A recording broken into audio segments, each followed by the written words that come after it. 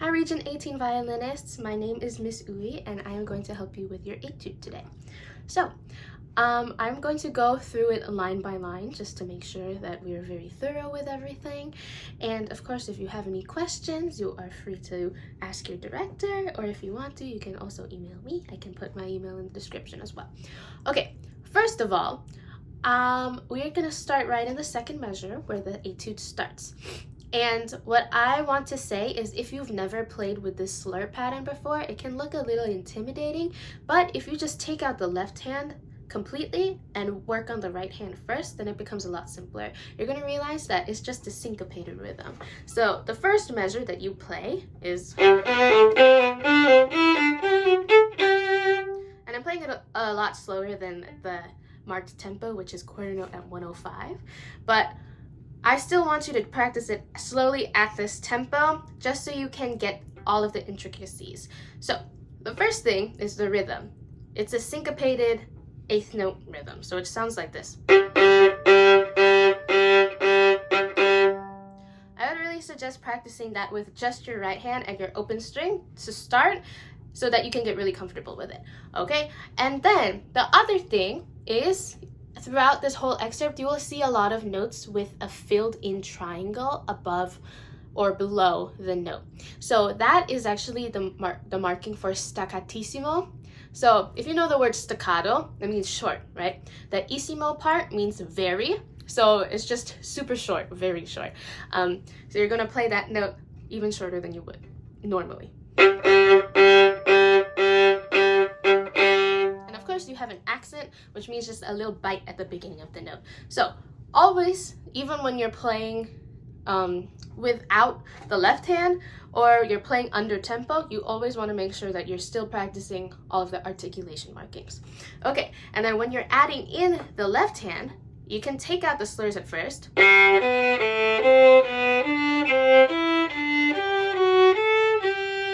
you're really focusing on your finger pattern and your hand shape right here. The other thing that is really important for this excerpt is that your fingers should always stay close to the fingerboard. It will help you a lot with the efficiency of how you're moving, because if you think about it, if you're lifting your fingers like this, it will take a longer time for you to put them down, and you're doing a lot more work than necessary. So if you did, you're not going to be able to speed it up to tempo as easily. So you're going to feel panicked with both hands.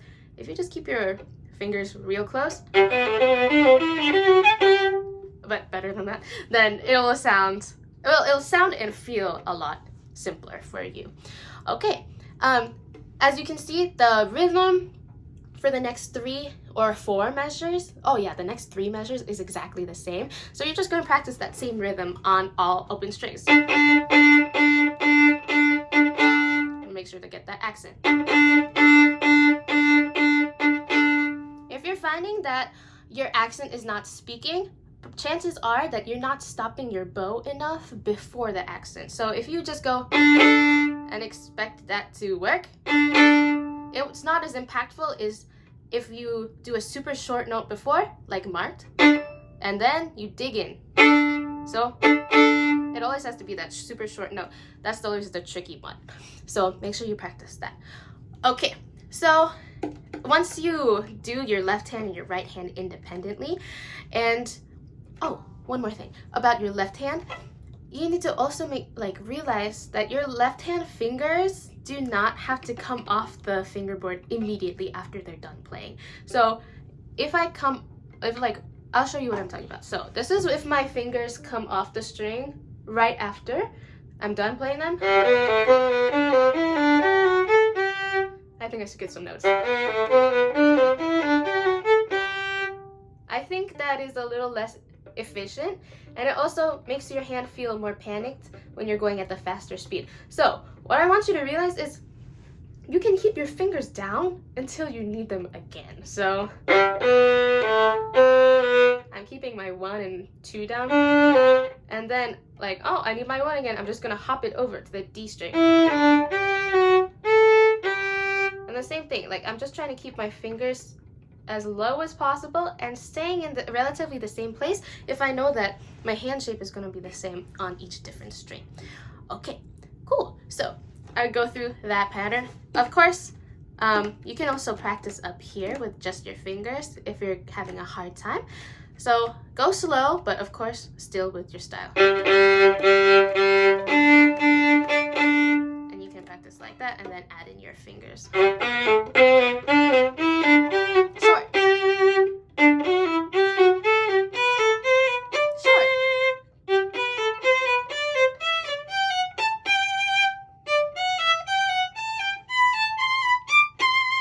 Cool. So if you look at the second line, this is where you have to shift for the first time. You're shifting to third position on the B. So that's where you see the 2 above your note. Normally, you would play that with your 4th finger.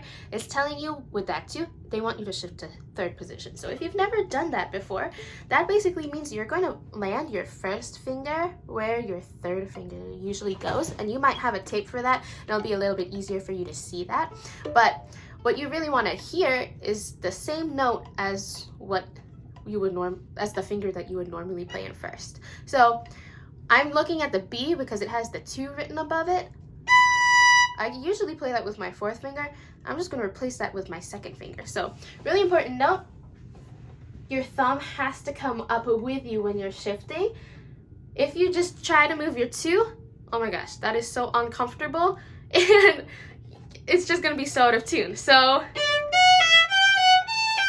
you have to move your whole hand with you at the same time. It's not going to work if you go super slow. Don't drag your finger into the string like that. It's just going to glide on top of the string. So on top of the string. So you press down, glide your finger on the string, but you can see I don't press down. So I'm pressing. When it's time to shift, I let go of the pressure. I glide on the string and then press down again when I know I'm in third position. Okay? So that's how you shift.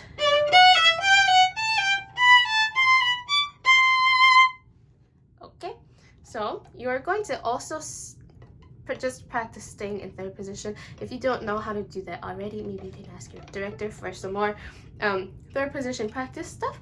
But yeah, the biggest thing is you need to learn how to read those higher ledger line notes. Just remember, you can always figure out what note you need to play if it's higher or lower than what you're used to on the staff, just by like counting up in the alphabet. So of course, every line and space you just going up in the staff, you just go forward in the alphabet. So maybe the highest note you know right now is B, your 4th finger on the E string, and then you need to read a note that is like it has 2 ledger lines and then the note is on the line. That's going to be C because the next line up is the next note in the alphabet after B. So you can always count up or count down based off of what ledger line you're trying to look at. Okay, cool. All of that aside, once we're looking at the second measure of the second line, this is where we have a different bowing pattern. So again, take your left hand and your right hand, separate them for a second.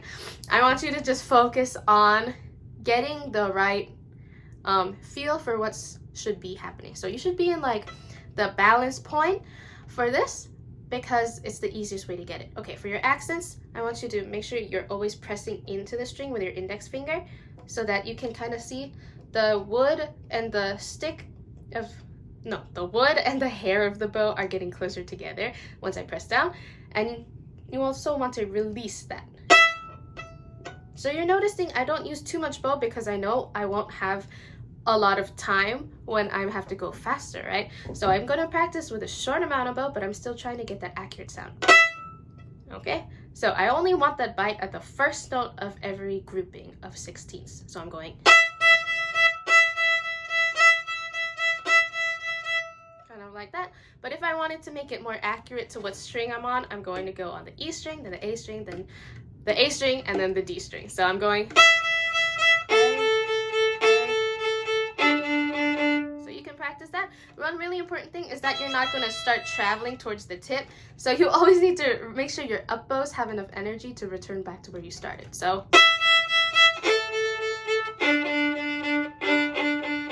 I did the wrong strings that time, but hopefully you noticed that all of my accents started from the exact same place. Okay, In terms of your left hand, you need to make sure that your low 2 is low enough. You're going to stretch your pinky and your second finger. You're going to shift up for the next notes, and then you shift down. I know that technically you could just stay in first position, but usually for an etude, if you did not know, etude it comes from the French word étudier, which means to study. So an etude will always have a technique that they want you to work on. In this case, it seems like shifting and string crossings and accurate articulations are the things that they want you to work on. So I would go ahead and, if you can, practice with the written in fingerings, the printed ones, because they are very beneficial for you to learn. Okay, so shift. You have to match the same exact note in third position. So your fourth finger is going to come up on the A string, and then you're going to match where your second finger is with your fourth finger in first position. And then you already know your G and E, and then you just go to the E string. Same thing, you shift up because you see that 3 above the F sharp, and then you match your first finger with your 3. You just replace it, okay? And then F sharp. Next, you usually play this G with your second finger, but it says 4, so that's how you know you're going to shift up. You got to move up. So you're playing that in third position again.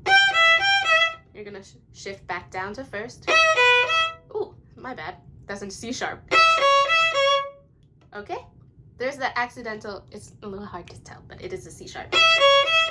And then you're going to match that C sharp in third position again. This one is a little bit weird because you have to do a high 4 and compared to your low 1. So be prepared to stretch your hand a little bit. That interval is a little bit weird to get in your ears. So I would also, just to make sure that you're playing the right note, go to first position, play it as normal. And then shift up, make sure it matches. That's a really good way to practice it, especially if you're unsure of how it should sound like, until you get it in your ear. And then pause and match. And then of course you take out that middle step, so you just go from the grouping before, or even just the start of the measure.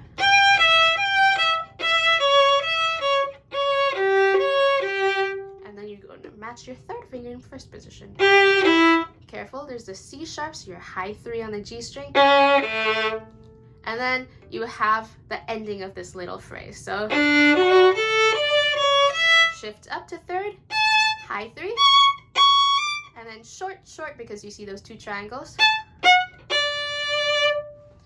All right, I know that's a lot, but I think that it is pretty manageable. So just to recap that first little bit, I think that is all just like one big phrase for this excerpt.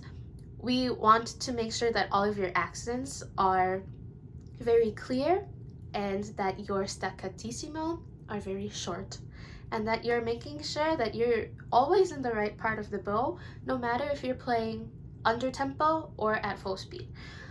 You always want accuracy with what you practice, because otherwise if you practice like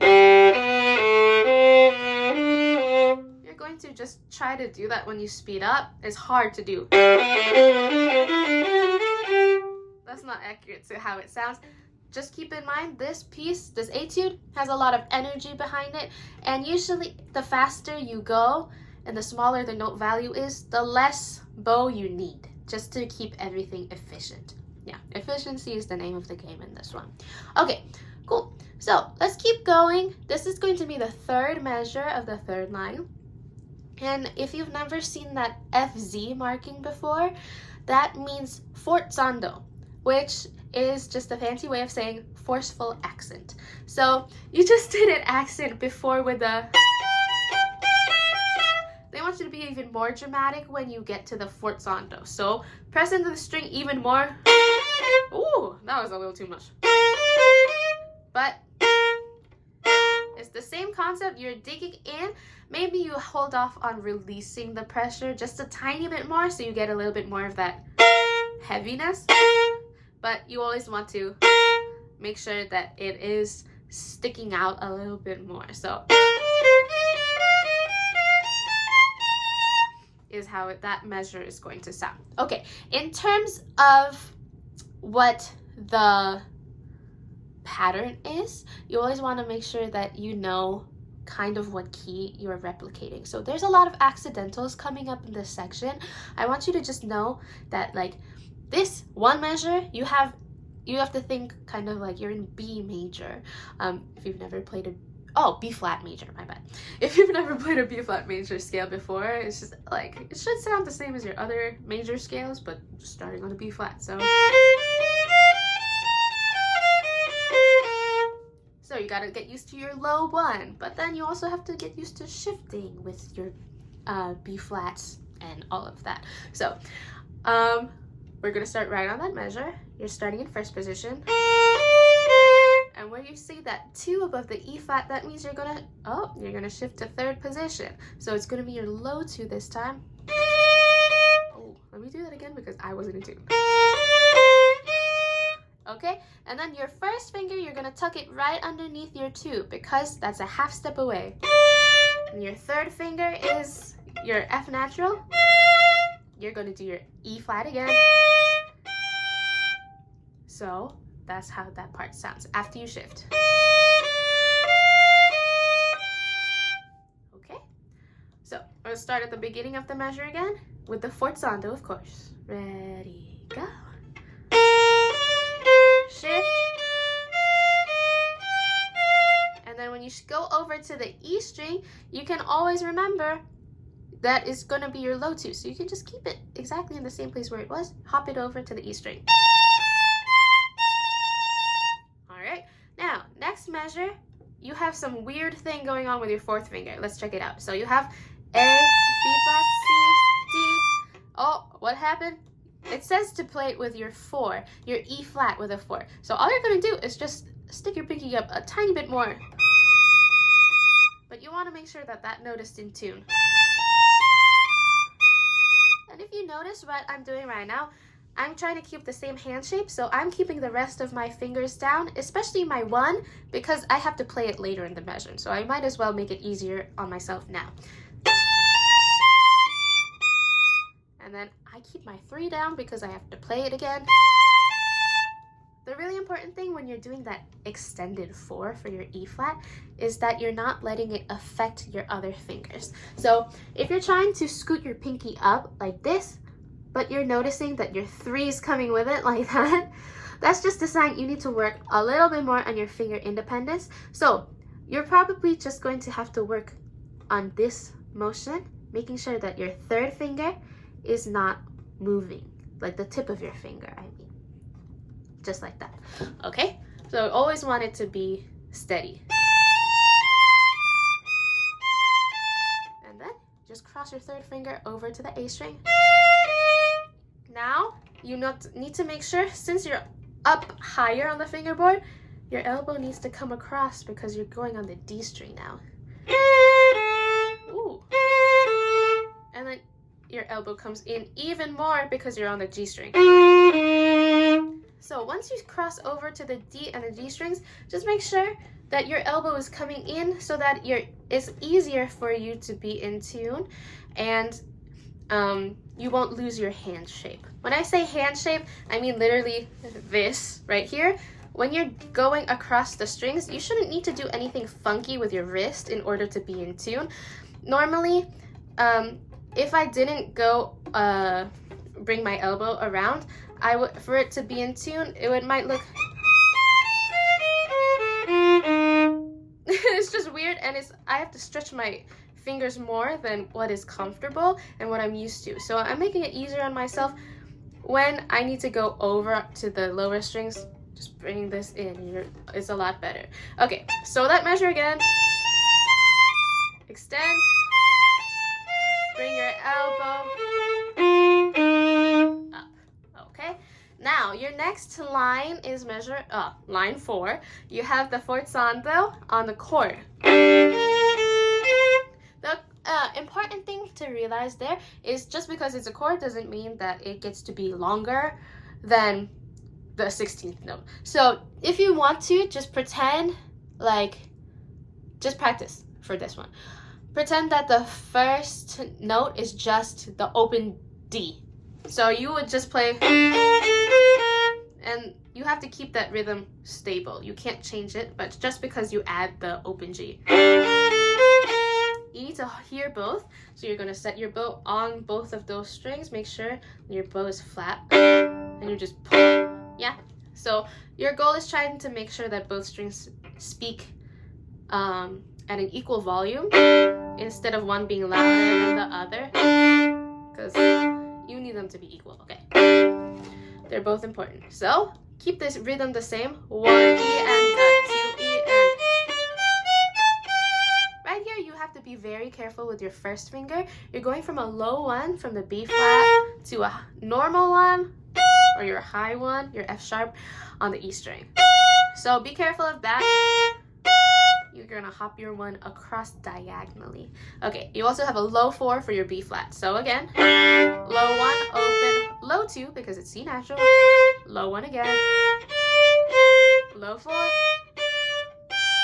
high 1. So you're gonna tuck your first finger right underneath your second finger.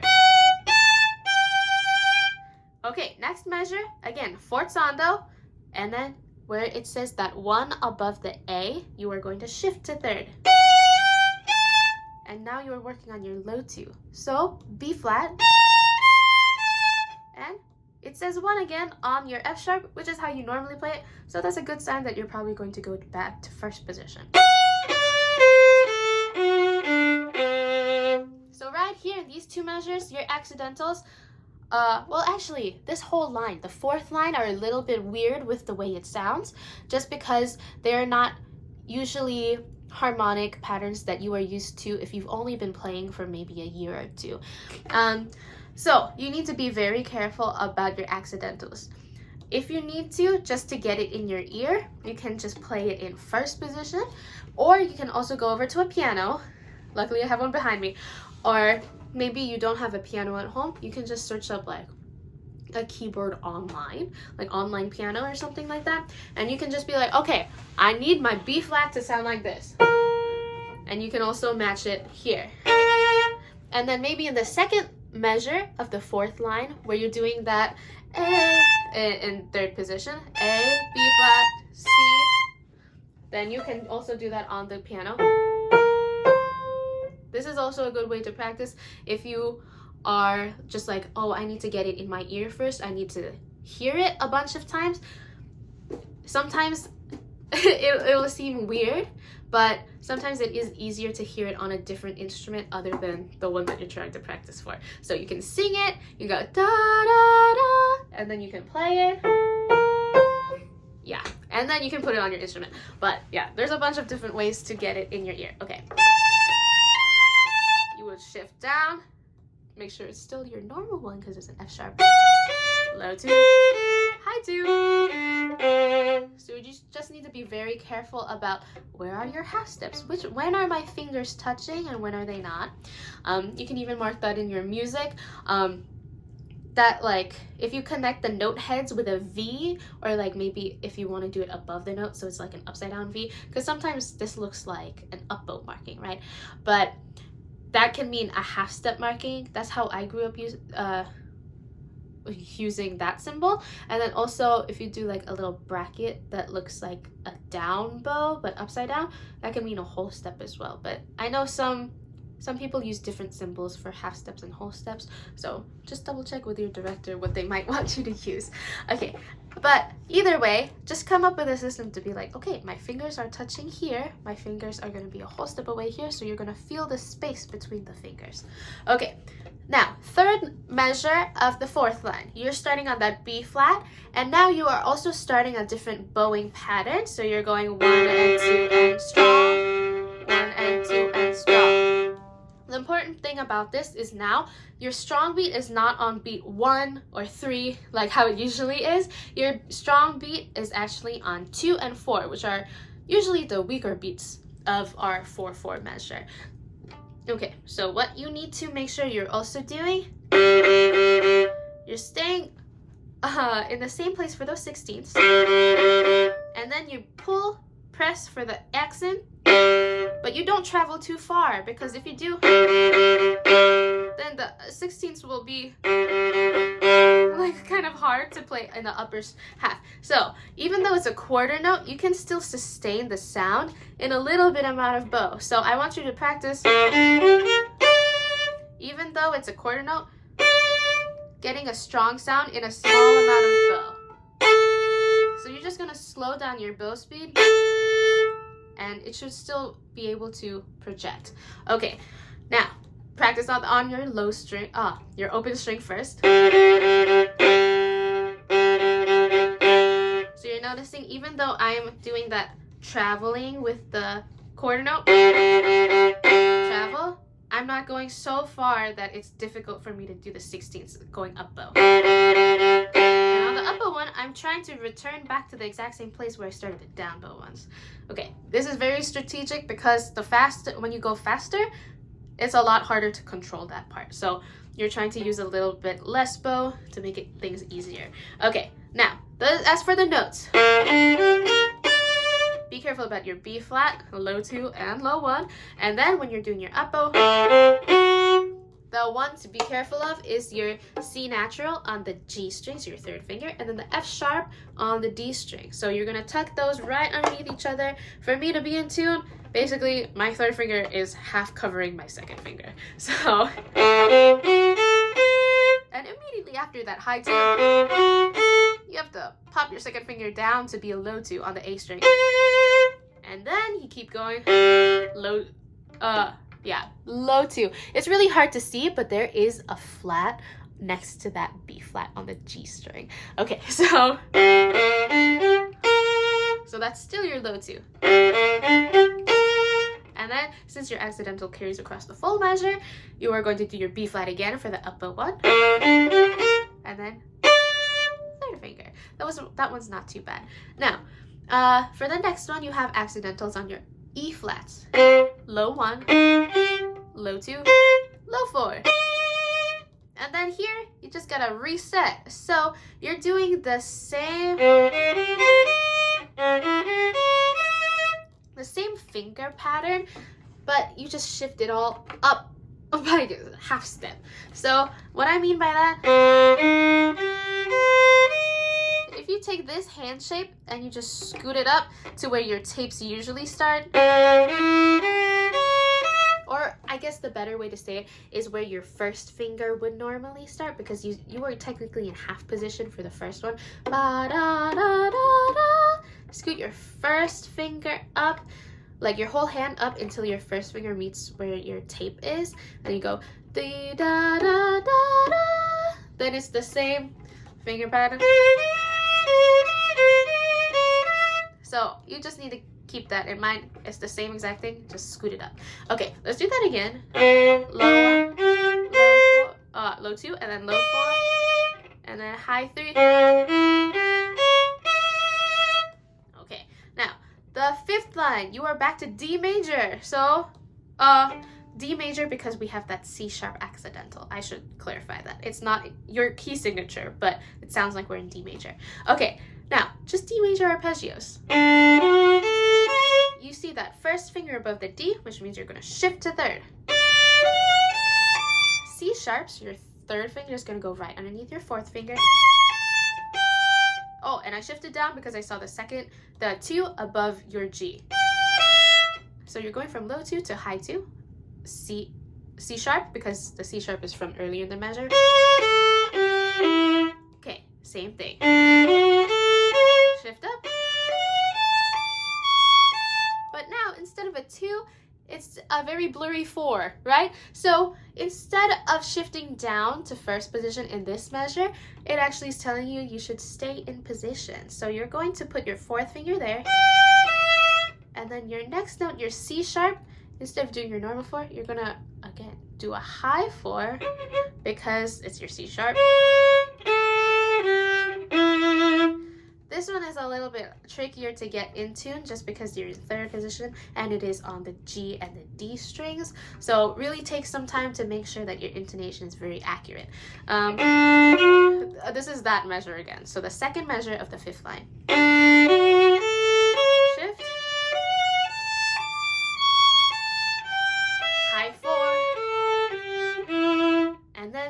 look at this. The last measure of this line is the same thing 4 times in a row. So you're just going 2, high 4, 3, high 1. So you're getting used to this hand shape. There's your 1 and 2 are tucked close together. There's a little bit of space between your 2 and 3, and there's a little bit of space between your 3 and 4. Okay, so let's start on that last measure of the 5th line. You should always check your intonation based off of it's in tune with your open string. Okay.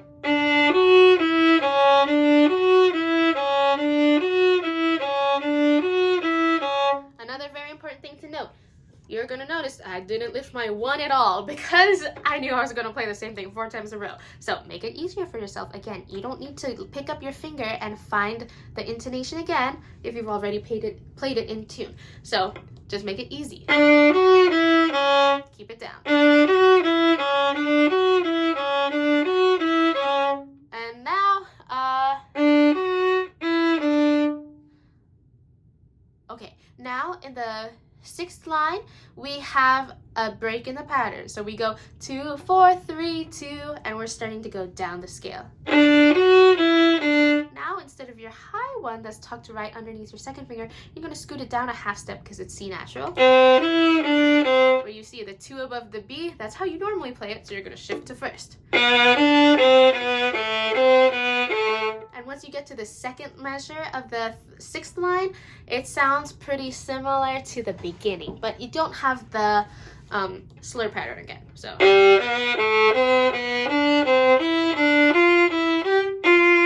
only difference, yeah, is again, you don't have that slur pattern, and again, you still want to keep your fingers down as much as possible. Keep them close to the fingerboard. Okay, so I'm gonna start there again. You also have a forzando on the quarter note, so make sure you bring that up. Good.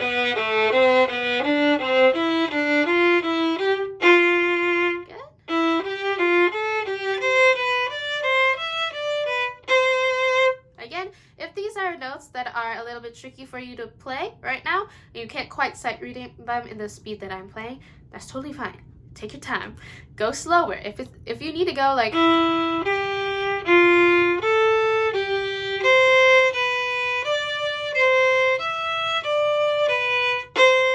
that's fine. You just need to make sure that your note values are still proportional to each other. Okay, so your next measure, your last measure of the 6th line, it will start on that A, high 3 for the C sharp. It says to do your 4th finger, which I'm gonna follow. High 3 again, because your accidental carries. High 2, normal 3. So gotta be careful with your high 3 on the G string and then normal 3 on the D string. Okay, now we're on to the last line. Okay, so we're starting in 1st position.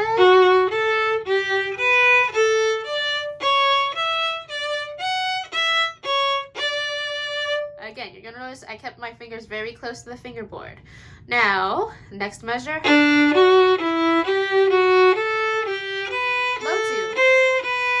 Forzando. And then 4.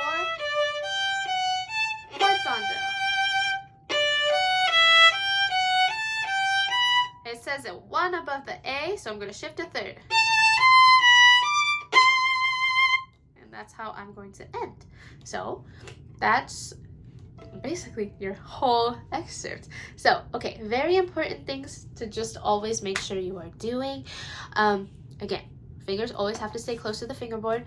Your right hand, the more you start being very precise with your articulations, the more that you are going to realize how important bow usage, like the proper bow usage, is for you to get the achieved effect.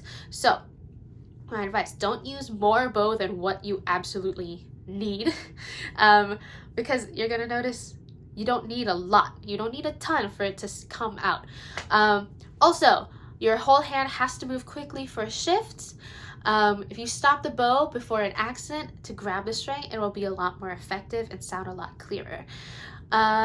You always need a little bit more energy and kick in your right hand for single notes. I just mean like moving your bow a little bit faster just so they speak clearly enough. Yeah, And then, of course, even when you're practicing slowly, you have to use the same amount of bow that you'll be using when you're going faster. Okay, what else am I forgetting? Oh, anytime you have a quarter note, a good way to practice this, I'm looking at the 4th line right now, and the 3rd measure of the 4th line. Just so you don't want to start speeding up during those quarter notes, you should fill them in with 4/16 notes of the same pitch. So, example, exactly where I told you. So 4th line, 3rd measure. You're just gonna fill that quarter note in with the 4/16.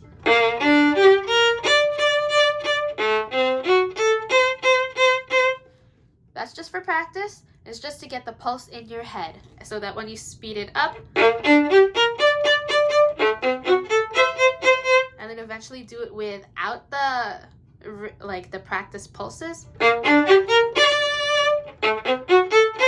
you should still be thinking those 16ths. 1 and 2 and 1 E and the.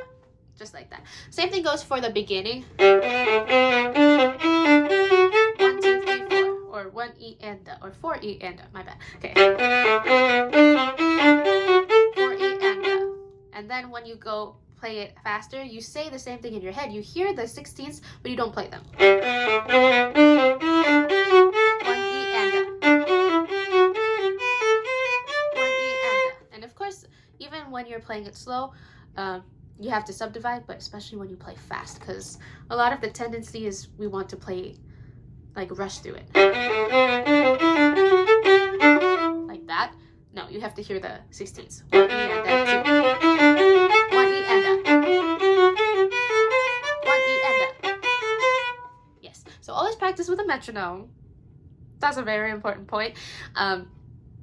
Start it slow and then gradually move faster and faster towards the goal tempo. Okay, I wish you all the best with preparing for the audition.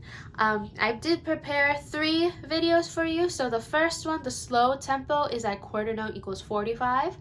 The second one, the medium tempo, is at quarter note equals 80. And then the last one is at the one that is marked on your music, so quarter note equals 105. So I hope you find them helpful. Please let your director or me know if you need more help, and we should be very willing to answer your questions. Okay, good luck!